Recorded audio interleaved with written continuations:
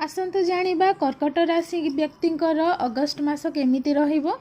ए मास आपण कौनसी रिजल्ट अपेक्षा रही पारंती जो थी आपण बहुत सारा मेहनत लगेइथिबे एंड तार रिजल्ट आशा रखिथिबे। निराश होबार किछि नाही, पेशेंस रखंतु, निहाती बहुत ही भल रिजल्ट आपन को मिलिबो। एवं से रिजल्ट पाइला परे आपण फैमिली एंड फ्रेंड्स को सहित सेलिब्रेट करिवे किंबा पुराना फ्रेंड की आपन को मीट करि पारंती। बट आपन को केयरफुल रहिबा पई पड़िबो, कोनोसी भी डिसीजन हठात नेबेनी नले प्रॉब्लम रे पड़ी पारंती। एई भली आपन केयरफुल रहिबे, केयरफुल रही कि काम करिवे। तो एई भलिया केयरफुल रही कि काम करले आपन को मासटी बहुत भलरे कटिबो।